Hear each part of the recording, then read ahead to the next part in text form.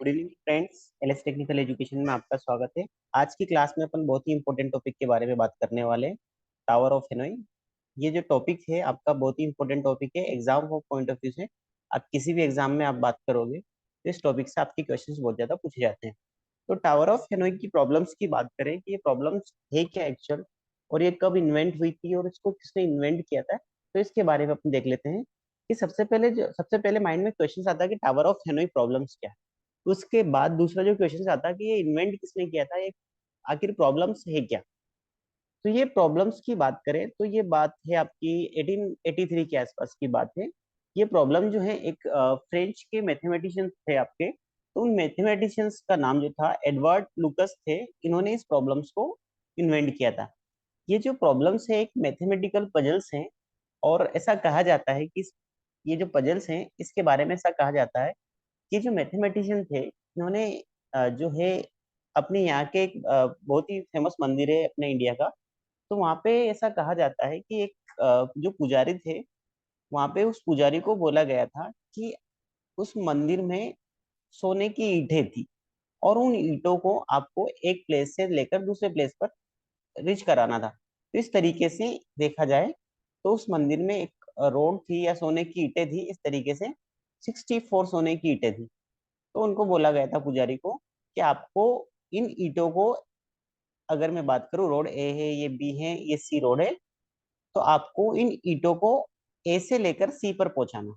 Means ये अपन assumptions कर रहे हैं कि आपके 3 रोड्स थी, एक रोड से लेकर उनको दूसरी रोड पे पहुंचाना। तो यहाँ पे कंडीशन से रख दी थी कि आपको एट ए टाइम में एक ही ईंट को आप उठाओगे, और सारी ईंटों का साइज अलग अलग था। मीन्स जो सबसे बेस में थी, अगर मैं बात करूं, ये ईंट नंबर 1 है, ये सेकंड है, तो इसका जो वेट है या इसका जो डायमीटर है, टू के कंपरे 1 का डायमीटर हो या वेट 2 के कंपेरिजन में ज्यादा है, 2 के कंपेरिजन में 3 का कम है, 3 के कंपेरिजन में 4 का कम है। इस तरीके से टोटल 64 ब्रिक्स या ईट्स थी सोने की, जिनको ए से लेकर सी पर रीच आउट कराना था। और उस टाइम पे ऐसा बोला गया था कि अगर आप जिस दिन ए से लेकर सी पर आप इसको रीच आउट करवा दोगे, उस दिन दुनिया खत्म हो जाएगी। तो ऐसा माना जाता है। अब यहाँ पे ये जो प्रॉब्लम्स हैं, जो जैसा कि अभी मैंने बताया कि यहाँ पे 3 रोड्स हैं, और यहाँ पे उन रोड्स पर मल्टीपल डिस्क रहेंगी आपकी, और इन डिस्क को एक प्लेस से लेकर दूसरे प्लेस पर आपको पहुंचाना है। ये आपका मेन ऑब्जेक्टिव। इस प्रॉब्लम में मेन ऑब्जेक्टिव क्या, आपकी जो ब्रिक्स थी या जो अभी आपके डिस्क मान ले, इनको एक प्लेस से लेकर, एक रोड से लेकर दूसरे रोड पे पहुंचाना। टोटल नंबर ऑफ रोड कितने हैं? 3 रोड्स। अब आपकी जो डिस्क है वो कितनी भी हो सकती है ना। डिस्क की बात करें तो आपकी डिस्क कितनी भी हो सकती। जब ये जो इन्वेंट हुआ था उस ड्यूरेशन में जो बोला गया था कि 64 ब्रिक्स थी टोटल, तो उनको एक प्लेस से दूसरे प्लेस पर पहुंचाने में इतना टाइम लग जाएगा कि तब तक दुनिया में बरले आ जाएगा, दुनिया खत्म हो जाएगी, ऐसा बोला गया था। तो यहाँ पे भी इस प्रॉब्लम का जो मेन ऑब्जेक्टिव अपन यहाँ पे ऐसा क्यों कहा गया था कि जब तक दुनिया खत्म हो जाएगी, उस पर अपन छोटा सा एक एग्जांपल की हेल्प से अपन समझने की कोशिश करेंगे। तो मेन ऑब्जेक्टिव समझ आया। मेन ऑब्जेक्टिव इस प्रॉब्लम्स का मेन ऑब्जेक्टिव है कि आपकी ब्रिक्स को एक रोड से लेकर दूसरी रोड पे पहुंचाना। अब यहाँ पे जो रोड्स हैं, जैसे यहाँ पे बात करें ए से लेकर सी तक पहुंचाना, तो अगर अपन मान के चले कि टोटल नंबर ऑफ डिस्क जो रहेगी, अगर एन डिस्क है, तो एक रोड से दूसरे रोड पर पहुंचाने में जो नंबर ऑफ स्टेप्स लगेंगे वो लगेंगे 2 की पावर n-1। मीन्स अगर एन डिस्क है तो 2 की पावर n-1 स्टेप्स लगेंगे ये सारी प्रोसेस को करने में। और अगर अपन माने कि एक स्टेप्स को सोल्व करने में अगर 1 सेकंड लगता है, तो क्योंकि पुजारी को बोला गया था कि अगर आपके 64 ब्रिक्स को पहुंचाना है तो इतने मूवमेंट्स लगेंगे। अगर इतने मूवमेंट्स लगेंगे, अपन मान लेते हैं कि एक मूवमेंट का टाइम अगर 1 सेकंड हो, तो टोटल नंबर ऑफ ईयर जो लगेंगे 585 बिलियंस ऑफ ईयर लगेंगे आपको ये पूरा टास्क या इस पजल को सॉल्व करने में। तो बेसिक सा आइडिया समझ आया। अब आपने को बस इतना सा समझना है कि आपके इसमें कुछ ब्रिक्स होंगी और 3 रोड्स होंगी, और ब्रिक्स को एक रोड से दूसरी रोड पे शिफ्ट करना मेन टारगेट ये है। अगर एन डिस्क रहेंगे तो टोटल ऑफ मूवमेंट जो लगेंगे आपके 2 की पावर n-1 मूवमेंट्स लगेंगे, इतने स्टेप्स लगेंगे। तो ब्रिक्स अगर मैं मान लूं ये 1 2 3 डिस्क हैं, तो अब यहाँ पे जब इन डिस्क को एक प्लेस से दूसरे रोड पे ले जाना है, तो कुछ रूल्स होंगे। इस रूल्स के बेसिस पे आपके स्टेप्स जो रहेंगे इन डिस्क को पहुंचाएंगे। तो पहला रूल नंबर 1 है कि आपकी एट ए टाइम में एक ही डिस्क को आप मूव करवाओगे। अगर मैं मान लूं ये ए है, ये बी है, ये सी रोड है, तो आपकी सारी डिस्क ए रोड पे है। इस ए रोड से आपको अगर सारी डिस्क को सी रोड पे पहुंचाना है ना, मैं ये सोर्स है और ये डेस्टिनेशन है, सी इज द डेस्टिनेशन। तो ए रोड से सी पे पहुंचाना या सोर्स से डेस्टिनेशन पे पहुंचाना, थ्री डिस्क हैं। तो आपका मेन टारगेट क्या है? आपको एट ए टाइम में एक ही डिस्क को मूवमेंट करवाना। दूसरी स्टेप्स ये है कि आपके जो इस रोड से जो डिस्क को मूवमेंट करवाओगे, तो जो भी आपकी टॉप की डिस्क है वही डिस्क को सबसे पहले उठाएंगे और किसी एम्प्टी रोड पे रखेंगे। तीसरा रूल ये है कि जो भी डिस्क उठाएंगे, और जैसे अपने थर्ड नंबर की डिस्क उठाई, तो थर्ड नंबर की डिस्क के ऊपर आप टू नंबर की डिस्क को पुट नहीं कर सकते। क्यों? क्योंकि आप हमेशा जब भी डिस्क को पुट करेंगे, एक के ऊपर दूसरी को रखेंगे, तो हमेशा ये ध्यान रखना है कि स्मॉल डायमीटर की डिस्क पे हायर डायमीटर की डिस्क को नहीं रख सकते। या ये सा समझे सिंपल से वर्ड में कि आपकी स्मॉल डिस्क पे बड़ी डिस्क को नहीं रख सकते। रूल क्या है कि आप लार्जर डिस्क पर स्मॉल डिस्क को रख सकते हैं। तो ये तीन रूल्स हैं जिसकी हेल्प से आपको डिस्क का मूवमेंट करवाना। इसके अलावा जब अपन डिस्क का मूवमेंट करवाएंगे, तो आपका मेन लॉजिक क्या रहेगा? आपका मेन जो लॉजिक रहेगा, मेन लॉजिक ये रहेगा कि आपके जितने भी नंबर ऑफ डिस्क होंगे, जैसे मैं मान के चलूं यहाँ पे एन डिस्क हैं, तो इन एन डिस्क में से आपको एन माइनस वन डिस्क उठाना। अब आपके माइंड में क्वेश्चन आएगा, सर अभी अभी आपने बोला एट ए टाइम में एक डिस्क को उठाना, तो फिर आप एन माइनस वन डिस्क को कैसे उठा सकते? इस क्वेश्चन के अकॉर्डिंग क्या कर सकते हैं? तीन डिस्क है तो टू डिस्क को आप एट ए टाइम कैसे उठा सकते? यस, आपका क्वेश्चन सही है। फिर मैं आपसे बोलूं इन टू डिस्क में से आपसे एन माइनस वन डिस्क को उठाना, तो टू डिस्क है, एन माइनस वन अगर एन टू मान लूं, तो एन माइनस वन डिस्क कितनी हो जाएगी? वन। मीन्स इस बड़ी प्रॉब्लम्स को ऐसे रिकर्सिव मैनर में आपको सोल्व करना है, और जब तक आपको वन डिस्क ना मिल जाए आप डिस्क को मूवमेंट नहीं करवा सकते हैं। तो अगर मैं पहली प्रॉब्लम्स में मानू एन डिस्क है, सेकंड प्रॉब्लम में मानू एन माइनस वन डिस्क है, एन माइनस वन डिस्क मतलब आपकी टू डिस्क बचेगी। फिर थर्ड स्टेप में मैं मानू एन माइनस टू डिस्क है, तो ये प्रॉब्लम कब तक अपने को रिपीट कर रहा है? जब तक कि डिस्क अपन वन ना मान ले। अगर वन डिस्क हो जाएगी तो आपका टारगेट पूरा हो जाएगा। अब जैसे ही अपन मान लेते हैं कि किसी ना किसी तरीके से आपकी एन डिस्क में से एन माइनस वन डिस्क को आप उठाओगे और उस डिस्क को कहाँ पे रीच करवाओगे? उस डिस्क को मतलब ए से लेकर बी पर पहुंचाना। मेन टारगेट क्या है कि आपका जो भी डिस्क है इसमें से एन माइनस वन डिस्क को उठाना है और इसको यहाँ पे पुट करवाना है। ये मेन टारगेट है। स्टेप नंबर 2, जैसे ही आपने एन माइनस वन डिस्क को उठा के यहाँ पे पहुंचा दोगे, तो अब यहाँ पे क्या बची रह जाएगी? बिगर डिस्क। उस बिगर डिस्क को ए से लेकर सी पे रिच करवा दोगे, तो nth नंबर की जो डिस्क रहेगी उसको क्या करोगे? बिगिन से लेकर डेस्टिनेशन टावर पे रिच करवा दो। जैसे ही आपकी बिगर डिस्क यहाँ चली जाएगी, अब आपको क्या करना है कि आपकी जो जो एन माइनस वन डिस्क थी आपकी ऑक्सिलरी पे, उन एन माइनस वन डिस्क को आपको कहाँ पहुंचाना? ऑक्सिलरी से डेस्टिनेशन पे पहुंचाना। आई थिंक आपको ऐसे समझ नहीं आया होगा, मैं इसको समझाने की कोशिश करता हूँ। यहाँ पे मान लेते हैं आपके पास एक टावर है, और स्टेप नंबर 1 की बात कर रहा हूँ। ये डिस्क में नंबरिंग कर देता हूँ ताकि आप ज्यादा अच्छे से समझ पाएंगे। और ये आपका टावर ए है, ये टावर बी है, टावर सी है। मैं सारी स्टेप्स को समझाने की कोशिश करूंगा ताकि आप ज्यादा अच्छे से समझ पाए। इनकी नंबरिंग कर देते हैं अपन, इनका नाम दे देते हैं कि इनका कलर से चेंज करके, ताकि मैं आपको ज्यादा अच्छे से समझ। Disc number 1, disc number 2, disc number 3। तो पहली स्टेप्स में आपको क्या करना है? पहली स्टेप्स में आपको क्या करना है? स्टेप नंबर 1 की बात करते हैं। स्टेप नंबर 1 में आपको क्या करना है कि ए से सी पर, तो सबसे पहले क्या करेंगे? डिस्क नंबर 3 उठाएंगे और डिस्क नंबर 3 को क्या कर देंगे? ऑक्सिलरी पे पहुंचा, और जो डिस्क नंबर 3 है उसको सी पे पहुंचा देंगे। तो डिस्क नंबर 3 को सी पे पहुंचा दिया, और ए पे जो बचा रह जाएगा आपका डिस्क 1 एंड डिस्क 2 बचा रह जाएगा। तो अपन ने क्या करा? डिस्क नंबर 3 को उठाया, ये डिस्क नंबर 3 है, इस डिस्क नंबर 3 को उठाया और उसको सी पे पहुंचा दिया। और आपका जो रिमेनिंग डिस्क बची रह जाएगी, कौन कौन सी बची रह जाएगी? यहाँ पे 1 और 2 बची रह जाएगी।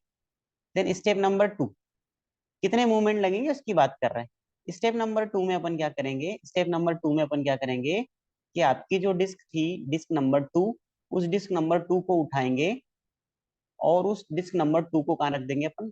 ऑक्सिलरी डिस्क पे।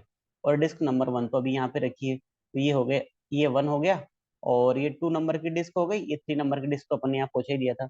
स्टेप नंबर 3 की बात करें तो स्टेप नंबर 3 में अपन क्या करेंगे, स्टेप नंबर 3 में अपन क्या करेंगे कि आपकी जो 3 नंबर की डिस्क थी उस 3 नंबर की डिस्क को उठाएंगे, ये डिस्क नंबर 1 है, ये बी जो है डिस्क नंबर 2 है, और डिस्क नंबर जो 3 को उठाएंगे और डिस्क नंबर 3 को रोड बी पर शिफ्ट कर देंगे। तो अभी आपके रूल्स के अकॉर्डिंग कोई भी रूल्स आपने वॉयलेट नहीं किया, सारे रूल्स को आप फॉलो कर रहे हैं। स्टेप नंबर 4 की बात करें, स्टेप नंबर 4 आप थर्ड स्टेप में अगर आप समझोगे तो आपका जो मेन टारगेट था कि आपके इस डिस्क में से n-1 डिस्क को उठाएंगे और उसको ऑक्सिलरी पे पहुंचाएंगे, ये टारगेट आपका पूरा हो गया। अब जो लॉजिक बताया था उस लॉजिक के अकॉर्डिंग आपका टारगेट क्या था कि आपका बिगिन मतलब सोर्स से लेकर आपको n-1 डिस्क को ऑक्सिलरी पे पहुंचाना, ऑक्सिलरी पे पहुंचा दी with the help of n disk. Then step number 4 में क्या करेंगे, जो आपकी nth नंबर की डिस्क थी डिस्क नंबर 1 उसको सी पे रीच आउट करवा देंगे। तो स्टेप नंबर 4 में क्या करेंगे कि आपकी जो डिस्क थी 1, उस 1 डिस्क को आप कहाँ पहुंचा दोगे, उस 1 डिस्क को आप पहुंचा दोगे सी पे, और अभी भी जो आपकी डिस्क है disc number 2 and disc number 1 जो है अभी भी कहाँ पे है, बी पर ही। स्टेप नंबर 5 की बात करें तो स्टेप नंबर 5 में अपन क्या करेंगे कि आपकी जो डिस्क थी डिस्क नंबर 3, ये डिस्क नंबर 3 है ना, तो डिस्क नंबर 3 जो थी आपकी उस डिस्क नंबर 3 को क्या करेंगे अपन, ये डिस्क नंबर 1, ये डिस्क नंबर 2, डिस्क नंबर 3 को वापस ए पे ला देंगे अपन। अभी भी आपकी स्टेप सारी फॉलो हो रही। स्टेप नंबर 5 के बाद 6 की बात करते हैं। अब क्या करेंगे, अब इसके बाद अपना मेन टारगेट क्या है, किसी ना किसी तरीके से ये n-1 डिस्क को उठाएंगे, ये इस स्टेप के बाद है ना, किसी ना किसी तरीके से n-1 डिस्क को उठाएंगे उसको सी पे शिफ्ट करेंगे। तो आपने यहाँ पे देखा कि डिस्क 3 को अपन ने यहाँ पे पहुंचा दिया। अब उसके बाद अपन क्या करेंगे, जो बी है उस बी से डिस्क 2 को उठाएंगे, बी से डिस्क 2 को उठाएंगे और डिस्क 2 को उठाकर कहाँ रख देंगे, डिस्क मतलब रोड 3 पे, आपका जो रोड सी है उस पे आप पहुंचा दोगे किसी ना किसी तरीके से, और आपकी डिस्क नंबर 1 जो है अभी भी यही पड़ी हुई है। नेक्स्ट स्टेप में आप क्या करोगे, स्टेप नंबर 7 में अब आपका डिस्क नंबर 3 उठाओगे और उस डिस्क नंबर 3 को आप कहाँ पहुंचा दोगे, रोड नंबर सी पर। तो आपकी डिस्क 1 यहाँ ऑलरेडी पहुंच चुकी है, डिस्क नंबर 2 भी ऑलरेडी पहुंच चुकी है, और अगली स्टेप्स में जो ये स्टेप्स ले रहे हैं अपन स्टेप नंबर 7, इस डिस्क को उठा के डिस्क आपका रोड उस पे रख दोगे, ये डिस्क नंबर 3। तो आप अगर देखोगे यहाँ ध्यान से तो टोटल नंबर मूवमेंट कितने लगे, movement number 1, movement number 2, movement number 3, movement number 4, 5th, 6th and 7th। तो आप यहाँ पे डिस्क की साइज की बात करूं तो डिस्क की साइज कितनी थी, कितने डिस्क थे, कितने डिस्क थे, डिस्क नंबर 3, आपको मूवमेंट कितने लगे 2 की पावर 3 - 1, मतलब टोटल नंबर ऑफ मूवमेंट कितने लगे 7, जो कि आपका सही है। जो भी अपने देखा था उसके अकॉर्डिंग आपके मूवमेंट इतने लगे। अब यहाँ पे क्या एल्गोरिदम अप्लाई करेंगे, जो आप अगर आप इसको ध्यान से देखोगे तो आपका जो ये लॉजिक है इस लॉजिक के बेसिस पे अपन एल्गोरिदम डिसाइड करेंगे। तो यहाँ पे क्या एल्गोरिदम डिसाइड करने वाले, मैं थोड़ा सा आपको यहाँ ओवरव्यू देता हूँ।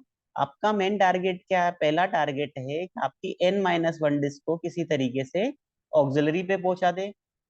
उसके बाद आपकी जो nth नंबर की डिस्क थी उसको एंड पे पहुंचा दे, डेस्टिनेशन पे पहुंचा दे। उसके बाद का आपका जो टारगेट है कि आपकी जो ऑक्सिलरी पर रखी हुई n-1 डिस्क उसको डेस्टिनेशन पे पहुंचा। ये आपका टारगेट, ये रूल्स आपको फॉलो करना है। एल्गोरिथम की बात कर लेते हैं।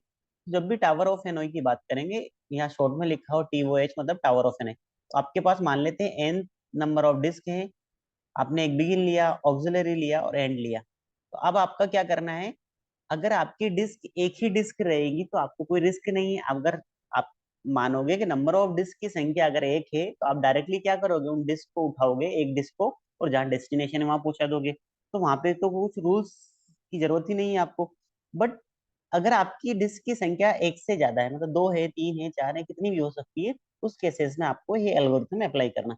तो पहली स्टेप्स में आपको क्या करना है, जैसा कि मैंने बताया था कि आपको n-1 डिस्क को उठाना है। अगर आपके पास जो डिस्क हैं, ये इस तरीके से मान लेते हैं, आपके पास डिस्क हैं 2 ही मान लेते हैं या 3 डिस्क मान लो, जो भी माने आप, तो उसमें से n-1 को उठाना है। ये डिस्क मान लेता हूँ 1 और 2, तो उसमें से आपको क्या करना है, ये ए मान लेता हूँ, ये बी मान लेता हूँ, ये सी मान लेता हूँ। तो इनमें से आपको n-1 डिस्क उठाना है और बिगिन से लेकर ऑक्सिलरी पे पहुंचाना है, बिगिन से लेकर ऑक्सिलरी पे पहुंचाना with the help of, help किसकी हेल्प लगेगी आपको, एंड की। इसका जो मीनिंग है, इसका सिंपल सा मीनिंग है कि आपकी जो भी डिस्क है, n-1 डिस्क है, उसको बिगिन से लेकर ऑक्सिलरी पे पहुंचाना with the help of and. Then आपका जो नेक्स्ट टारगेट है, नेक्स्ट टारगेट क्या है आपका, जैसे आपने n-1 डिस्क को पहुंचा दिया कहाँ पे, बिगिन से लेकर ऑक्सिलरी पे पहुंचा दिया, उसके बाद आपको क्या करना है, उसके बाद आपका जो है आपकी डिस्क को प्रिंट करना है, कौन सी, बिगिन से लेकर एंड, मतलब आपकी जो nth नंबर की डिस्क रहेगी उसको बिगिन से एंड पे पहुंचा दोगे। देन आपको क्या करना है, उसके बाद आपको जो आपकी n-1 डिस्क थी, आपकी कहाँ पे थी, जो n-1 डिस्क थी आपकी बिगिन पे, उन सारी डिस्क को आपको कहाँ पहुंचाना है, ऑक्सिलरी से लेकर एंड पे पहुंचाना with the help of begin. तो ये बेसिक सा एल्गोरिथम है। इस एल्गोरिथम की हेल्प से अपन इस छोटा सा एग्जांपल को समझने की कोशिश करते हैं ताकि आप ज्यादा अच्छे से समझ पाएंगे। मैं मान के चलता हूँ कि फर्स्ट टाइम जब ये टावर ऑफ हेनोई को कॉल कर रहे हैं, तो मैं मान के चलता हूँ कि मेरे पास टू डिस्क है। टू डिस्क को समझना थोड़ा सा इजी हो जाएगा, ज्यादा लेंथी नहीं जाएगा, इसलिए मैं टू डिस्क का एग्जाम्पल ले रहा हूँ। मेरा टारगेट क्या है, टारगेट है कि मुझे डिस्क को ए से लेकर सी पे पहुंचाना, ए से लेकर, है ना, सी पे पहुंचाना, और ऑक्सिलरी मतलब आपका मिडिल डिस्क क्या रहेगी, बी रहेगी, और आपको ए से लेकर सी पर जाना है। तो सबसे पहले आपने देखा कि क्या नंबर ऑफ एन जो है, डिस्क की संख्या ग्रेटर देन 1 है, यस। तो आप क्या करोगे, टावर ऑफ हेनोई को कॉल करोगे। टावर ऑफ हेनोई को कॉल करेंगे तो आपका क्या हो जाएगा, TOH, एन की वैल्यू 2 है तो क्या बचेगी यहाँ पे 1, और आपका बिगिन, बिगिन किसको माना, इसको मैं थोड़ी देर के लिए मान लेता हूँ, ये बिगिन है, ये ऑक्सिलरी है, और ये जो है आपका एंड है। ये टेम्परेरी है इस केस में। अब आगे वाले केस में हो सकता है चेंज हो जाए।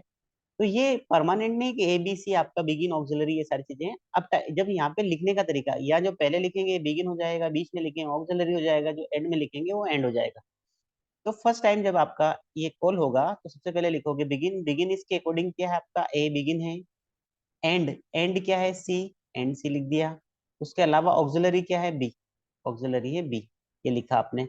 उसके बाद आपका क्या होगा, बिगिन से एंड, मतलब आपको प्रिंट करना रहेगा, क्या प्रिंट करना रहेगा, A to C में शॉर्ट में लिख रहा हूँ। उसके बाद आपका क्या रहेगा, ये तीनों जब भी आपका एक बार फंक्शन कॉल होगा तो तीनों स्टेप्स आपकी चलेगी। फिर से आपको क्या करना है, n-1 लिखना, TOH 1 हो जाएगा। ऑक्सिलरी, ऑक्सिलरी क्या है इसमें, बी। उसके बाद बिगिन, बिगिन क्या है आपका, ए। उसके बाद एंड, एंड क्या है आपका, सी। तो आपका फर्स्ट टाइम चला, तीनों स्टेप्स आपकी कॉल हो गई। फिर से, क्योंकि आपका ये जो रिटर्न कब करेगा, जब ये value greater than equal to 1 हो जाएगी, है ना। तो अभी तक तो रिटर्न नहीं करा, इसके बाद फिर से अपन बात करते हैं, जैसे ग्रेटर देन इक्वल टू होगी रिटर्न करेगा। बट आपका ग्रेटर देन इक्वल टू 1 है तो आपका फिर से फंक्शन कॉल होगा, फिर से फंक्शन कॉल होगा तो क्या होगा, TOH 1 में से, 1 एन में से 1 मत, है ना, इनकी वैल्यू यहाँ पे क्या हो जाएगी, 1, 1 में से 1 जाएगा तो 0 बचेगा। अब इसके अकॉर्डिंग आपका क्या हो जाएगा, इसके अकॉर्डिंग, इस क्वेश्चन के अकॉर्डिंग अब आपका बिगिन ऑक्सिलरी चेंज हो जाएगा। जो पहले लिखा है वो बिगिन, बीच में लिखा ऑक्सिलरी, एंड। फंक्शन कॉल होगा तो बिगिन क्या होगा आपका, बी, है ना, बिगिन मतलब आपका यहाँ पे बचेगा ए, ये बिगिन है। एंड क्या हो जाएगा आपका बी, और, है ना, और आपका उसके बाद ऑक्सिलरी, ऑक्सिलरी क्या हो जाएगा, सी। तो आपका ABC आ गया। उसके बाद आपको प्रिंट करना, प्रिंट क्या करना आपको, प्रिंट करना बिगिन टू एंड, मतलब बिगिन आपका ए और एंड आपके बी। तो A to B आपको प्रिंट करना है। उसके बाद फिर से ये कॉल होगा, है ना। उसके बाद ये कॉल होगा तो फिर से क्या लिखना आपको, n-1 मतलब 0। ऑक्सिलरी, ऑक्सिलरी की वैल्यू क्या है, सी। बिगिन की वैल्यू क्या है, ए, और एंड की वैल्यू क्या है, बी। तो आपका जब ये कॉल होगा तो आपने फिर से, जब कॉल हुआ है, अभी इसको भी लिख देता हूँ, चलो आप ज्यादा अच्छे से समझ पाओगे, मैं इधर वाले को भी लिख देता हूँ ताकि जब इसको रिटर्न करेंगे तो किस तरीके से आपका मेन टास्क परफॉर्म होगा वो आप यहाँ पे समझ पाओगे। इसी तरीके से यहाँ पर भी आपका फिर से फंक्शन कॉल होगा, TOH सबसे पहले 0, यहाँ पे, यहाँ पे, है ना। तो यहाँ पे बिगिन की वैल्यू क्या है आपकी, बिगिन की वैल्यू है बी, एंड की वैल्यू क्या है, सी, और ऑक्सिलरी की वैल्यू क्या है आपका, ए। फिर बीच में आपका क्या प्रिंट होगा, B to C प्रिंट हो जाएगा। फिर मैं इधर लिख रहा हूँ। उसके अलावा फिर से TOH 0, ऑक्सिलरी की वैल्यू क्या है आपकी, ए, और बिगिन की वैल्यू क्या है बी, और आपका इसकी वैल्यू क्या है सी, एंड की वैल्यू क्या है आपका सी जो है एंड है। तो ये आपका कॉल हुआ। अब इसके बाद फिर दोबारा कॉल होगा क्या, जैसे आपने देखा n is greater than equal to zero नहीं है, तो आप इसके डायरेक्टली बाहर आ जाओगे ना। तो यहाँ पे बाहर आ जाओगे, ये तो आपका कुछ प्रिंट नहीं करेगा, जीरो के केस में ये कुछ प्रिंट नहीं करेगा। बट जैसे ही आपका एन की जो value greater than equal to zero रहेगी, ये जब फंक्शन रिटर्न करेगा, ये वाला जो फंक्शन रिटर्न करेगा वो क्या रिटर्न करेगा, ये वाला रिटर्न करेगा, मतलब ये वैल्यू रिटर्न करेगा। जब एन की वैल्यू वन रहेगी, ये वैल्यू रिटर्न करेगा। आपका यहाँ पे क्या होगा A to B, A to B। तो पहली स्टेप्स में आपको क्या करना है A to B करना है, A to B। देन आप क्या करोगे, जैसे यहाँ से यहाँ जाओगे, तो फिर से आपका ये जब ये इसका रिटर्न करेगा तो ये करेगा A to C, दूसरी स्टेप में A to C करे होगा। एंड थर्ड स्टेप में जब यहाँ से यहाँ जाओगे आप, तो ये कुछ रिटर्न नहीं करेगा, ये यहाँ से यहाँ जाएगा, तो ये करेगा B to C, है ना। तो ये रिटर्न करेगा B to C, और यहाँ से कुछ भी रिटर्न नहीं होगा। आई थिंक आपको थोड़ा थोड़ा सा चीजें क्लियर हुई होगी कि हो क्या रहा है एक्चुअली यहाँ पे।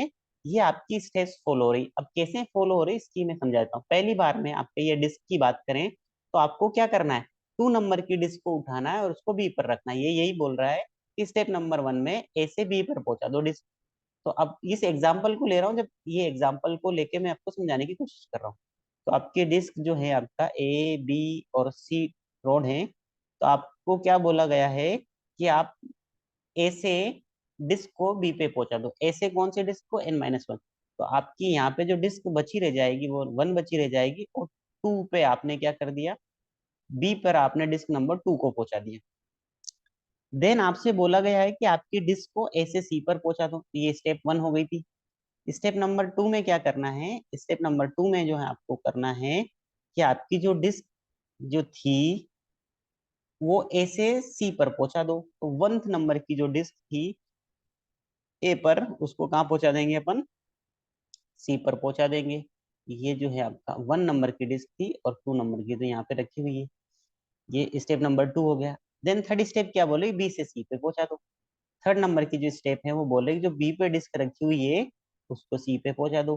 बी पे कौन सी डिस्क रखी हुई थी आपकी, बी पे रखी हुई थी डिस्क नंबर 2, उसको सी पे पहुंचा देंगे। ये डिस्क नंबर 1 हो गई और ये डिस्क नंबर 2 हो गई। तो आप देखें कि टोटल नंबर ऑफ कितनी स्टेप लगे, 2 डिस्क को पहुंचाना है तो कितने मूवमेंट लगेंगे, 2 की पावर 2 - 1 मूवमेंट लगेंगे, मतलब 3 मूवमेंट लगेंगे। ये 3 मूवमेंट की हेल्प से आपकी डिस्क ऐसे लेकर सी पे रिच करवा दिया। तो आई थिंक आपको ये वीडियो अच्छा लगा होगा। अगर अच्छा लगा तो लाइक करें, सब्सक्राइब करें, अपने दोस्तों के साथ शेयर करें। Thanks for watching.